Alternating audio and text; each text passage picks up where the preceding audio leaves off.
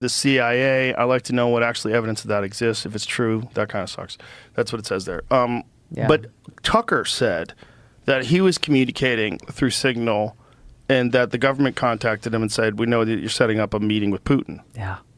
Because we read your signal. Joe Rogan is obviously in the middle of a huge argument between everybody out there who has any sort of common sense and logic within their brains and the Ben Shapiros and Daily Wires of the world who are really attacking Tucker Carlson and Tucker's appearance over on the Joe Rogan Experience. And Joe Rogan is forced to continue to bring up Tucker's name and kind of defend him in a way that's not really direct. Like, he doesn't want to burn the bridge with the Daily Wire and Ben Shapiro, but he does keep bringing up Tucker Carlson's name and trying to defend him and kind of take his side. In this podcast, we have a few different clips to show you, one of them being around this Tucker Carlson, whole situation between him and the Daily Wire and Ben Shapiro and everybody trying to tear him down, and also some other very, very interesting clips from Joe Rogan, things that I never thought I would hear Joe Rogan really address head on like he did in this podcast here. This is Joe Rogan Experience with Tulsi Gabbard. Let's check out this clip here of Joe Rogan talking about Tucker Carlson once again. The CIA, I like to know what actually evidence of that exists. If it's true, that kind of sucks. That's what it says there. But Tucker said that he was communicating through Signal and that the government contacted him and said, we know that you're setting up a meeting with Putin. Yeah. Because we read your signal. And he was like... And these are the people Joe Rogan's talking about right here, where Tucker Carlson was communicating with Putin's people, setting up a meeting to do an interview, and the government said, hey, we know that you're setting up a meeting with Putin. These are the people that Ben Shapiro and the Daily Wire want you to blindly follow, want you to blindly believe. And if you question them even a little bit, you are not just not a critical thinker, but you are anti-American in the Daily Wire and Ben Shapiro's eyes. I didn't know you could even do that. Well, this connects directly back to the FISA Section 702 law, because if they are surveilling certain foreign entities in Russia, then an American citizen like Tucker Carlson communicating with them, the government is then able to just immediately go in again without a warrant and saying, okay, we got to go before, a judge. And even if they do go before a judge, it is a secret court. There is only one side that's presented, which is the government saying, we need to go and capture all of Tucker's data. For example, I have no idea if this actually happened, but let's say that's the scenario. That court, and this is public information, that court approves 99.9999999% of all requests that the government makes to go in and surveil American citizens. It's essential. Because imagine if they didn't. Imagine if they didn't approve that. There's two different reasons why they would never do that. Number one, bad things could happen to them, if you know what I'm saying. If you shut down the three-letter agencies, if you shut down the intelligence agencies of the United States, it's not a good outlook for you going forward. That's number one. Number two, imagine if something bad were to happen to the United States as a result of you not getting this information. In their eyes, they don't care about privacy or, they don't care about anything, upholding the Constitution, anything like that. All they care about is, do I look good or do I look bad in this situation? And if they weren't to get that information or to allow the three-letter agencies to get that information, and something bad were to happen, like a terrorist attack on the United States, and they could have gotten the information, it looks horrible on them. They would probably lose their job and permanently be, barred from ever entering that field again, because it looks horrible on them. And that's all they really care about. They don't really care about privacy or upholding the Constitution or morals or principles. They care about, what information do I selfishly need to make myself and our organization look the best? That's it. Essentially a rubber stamp, which is exactly the problem. But that's where I could foresee, okay, well, Tucker's communicating on Signal. This surveillance law that just was strengthened recently when Congress passed it and Biden signed it into law allows that to happen. So it's all bullshit then. So Signal, unplugged phone, all that stuff.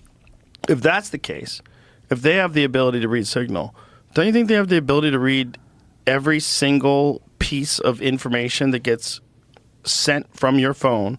They can intercept it and read it. It just makes... If you enjoy content like this, and make sure you hit the like button and subscribe to the channel, it really does help me out a ton. Let's get back to the video. Sense I believe it. I don't know how you're going to protect that. Maybe I'm ignorant, but I don't understand how you could protect that with a different operating system as long as it's using the same cell phone signals. It's like, I understand that you're saying it's encrypted, but is that encryption impossible to crack? Like, is there a source of that encryption? Couldn't someone just get the phone and let's figure it out and back engineer it? Seems like they could. an interesting thing about, I asked this same question about this unplugged phone. And if you're using, which I hadn't heard before about any other app, but if you're using their version of Signal, their, texting app that you can do calls and FaceTime and whatever through. And by the way, notice how none of this is like common knowledge. They don't want you to actually know what the rules are because they want to keep it, purposefully ambiguous so that you can't find your way around the rules. And now that sounds bad, right? I know a lot of you are probably thinking, especially the Daily Wire people and the Ben Shapiro people, the fans, the supporters are thinking, well, if you don't want to be surveyed by the government in these, discreet ways, maybe just don't do anything that's worth surveying, right? And you would be right most of the time. In a perfect world, you would be right. In the world that we live in today, where Tucker Carlson is getting contacted because he's trying to talk to Vladimir Putin, which I don't think is an issue. Maybe you do think is an issue. I don't think it's an issue. We live in a world where the government is not trying to just stop you from committing crimes or terrorist attacks. They're trying to stop you from saying certain things. They're trying to stop you from learning certain things.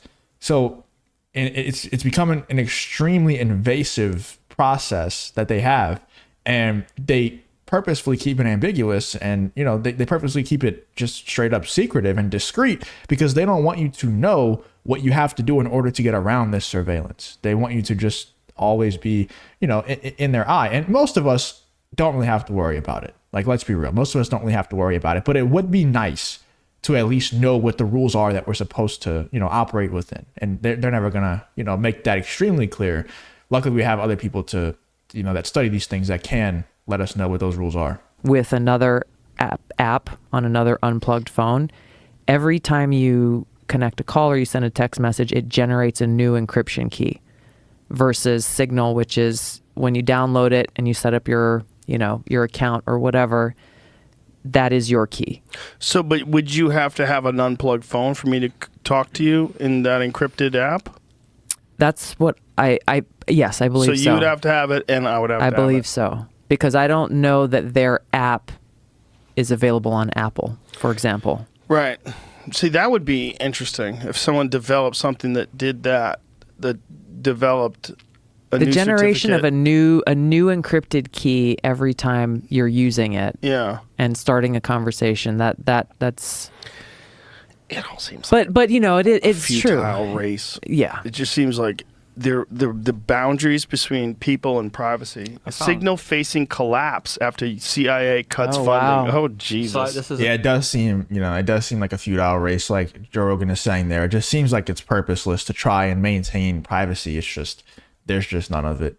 Just kind of accept that, operate as if there is no privacy, and yeah, just do your best to to stay out of the line of fire, man. That's all I can really say. There is another clip that I wanted to show you that I found was very interesting between Joe Rogan and Tulsi Gabbard here. Let's check this one out. On the grounds of free speech and civil liberties.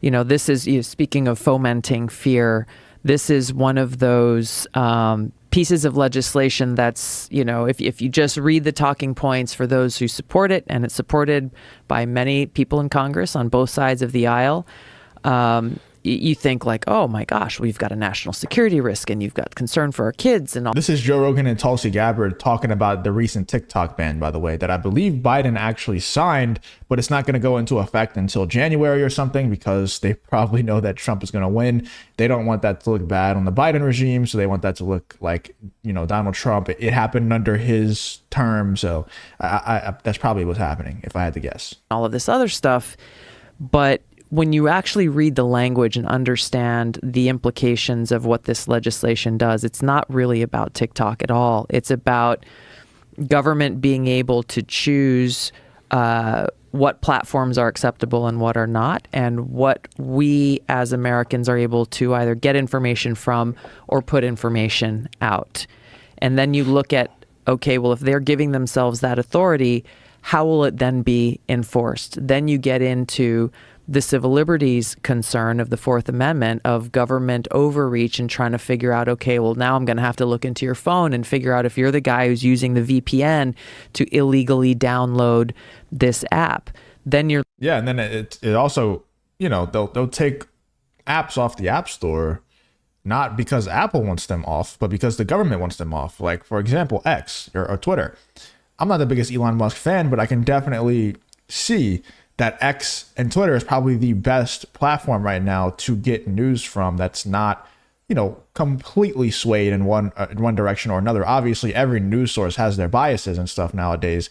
They're normally pretty strong. But at least with X, you can kind of see all sides of the equation and kind of form your own opinion. Whereas the other ones, they want you to have a certain opinion. They want to push a certain opinion down your throat.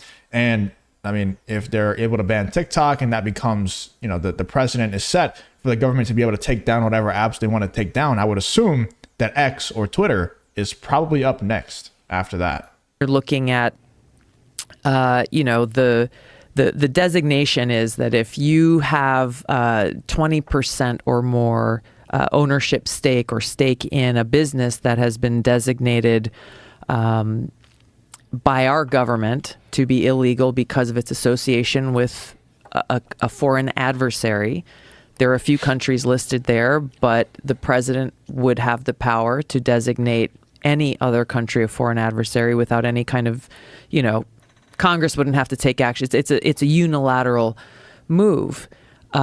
You are also implicated if you are someone who the government determines to be influenced by or connected with one of these countries that is a foreign adversary. And so, Elon Musk has talked about this. It is not outside of the realm of the not only possible, but the probable that if they wanted to say, okay, well, Elon Musk is doing business with this country that we don't like, and he also owns this platform called X, X should be shut down because of this association.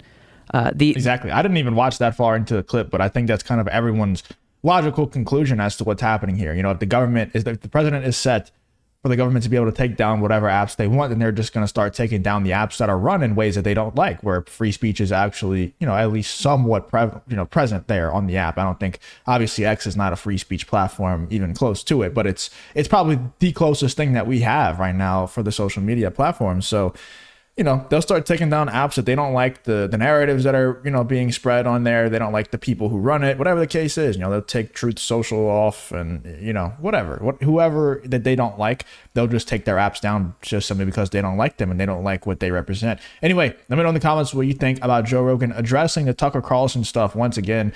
Do you think that Joe Rogan is on the side of Tucker Carlson more, or do you think he's on the side of Ben Shapiro and the Daily Wire? Let me know in the comments what you're thinking about this whole Joe Rogan Experience with Tulsi Gabbard in the comments.